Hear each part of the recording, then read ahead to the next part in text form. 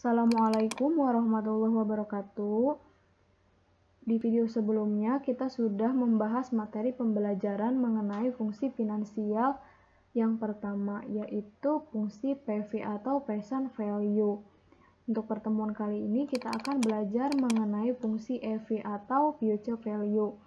Fungsi EV merupakan fungsi yang digunakan untuk menghitung nilai investasi masa yang akan datang, atau fungsi yang digunakan untuk menghitung nilai uang di masa yang akan datang karena berasal dari uang yang dibayarkan sekarang dengan memperhitungkan tingkat suku bunga. Misalnya seperti ini, kita punya uang 1 miliar. Kemudian kita investasikan uang tersebut ke bank selama 3 tahun.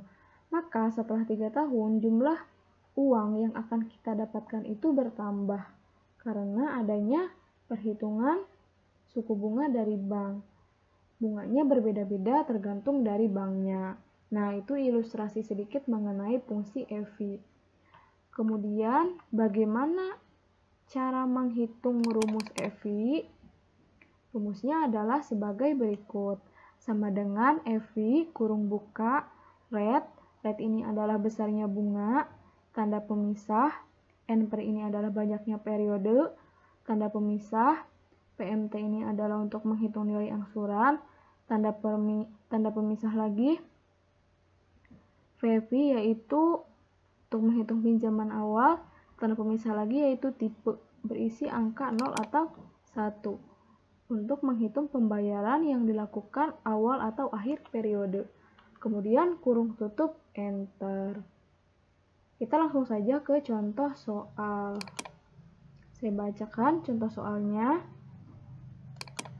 Berapakah uang yang akan saya dapatkan jika saya menginvestasikannya ke bank sebesar 50 juta rupiah per tahun dengan suku bunga 18% selama 15 tahun?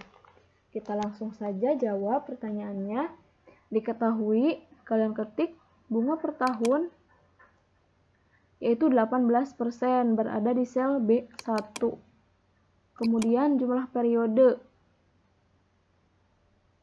15 tahun di B2. Diketahui lagi nilai investasi 50 juta rupiah berada di sel B3.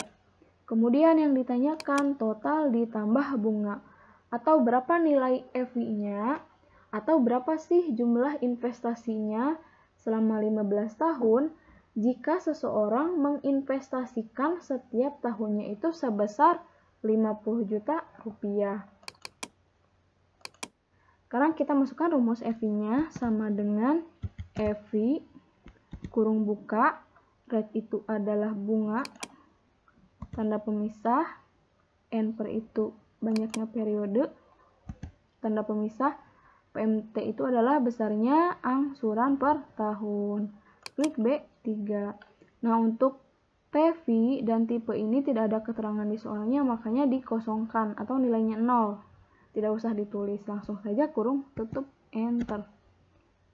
Nilainya adalah minus 3 miliar sekian.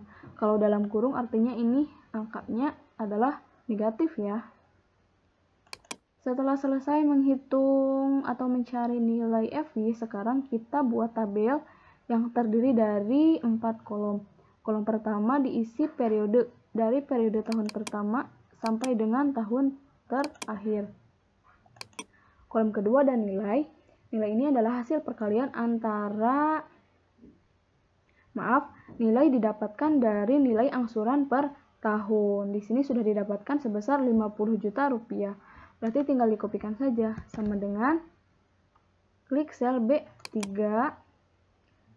kemudian diabsolutkan dengan menekan tombol F4 1 kali. Atau bisa juga kalau misalkan mengetik manual, setelah sama dengan kalian cari tombol di keyboard dolar ya, kemudian B $3. Nah, kenapa ini diabsolutkan? Karena tiap tahun angsuran investasinya itu sama dari tahun pertama sampai tahun ke-15. Maka selnya dikunci. Kemudian tekan enter, hasilnya 50 juta rupiah. Kemudian mencari nilai bunga didapatkan dari hasil perkalian antara nilai investasi dikali bunga. Berarti sama dengan B7 dikalikan atau bintang B1.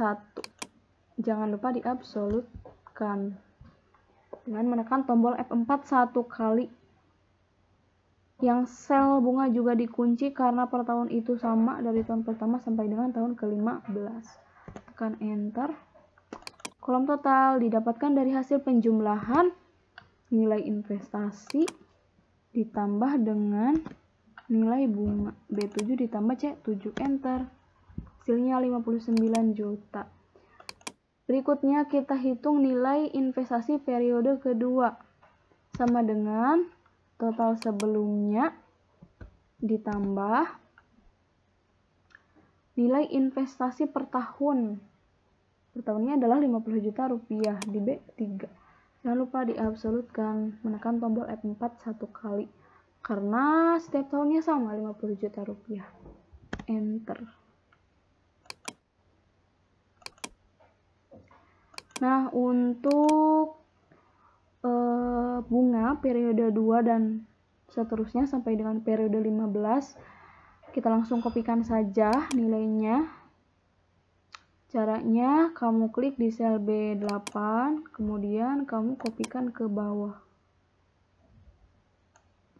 Awas ya, bukan periode 1 tapi periode 2, dari periode 2 di kopinya. Bunga juga sama.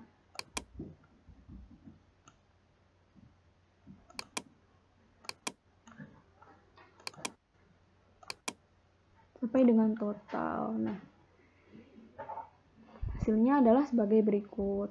Jika nilai investasi di tahun ke-15 ini sama nilainya dengan total EVI, maka kalian betul bisa mengerjakan soal EVI. Kita lihat sama tidak? Sama ya nilainya. Cuman bedanya ini negatif, ini positif. Mungkin itu saja yang bisa saya sampaikan. Kurang lebihnya mohon maaf. Assalamualaikum warahmatullahi wabarakatuh.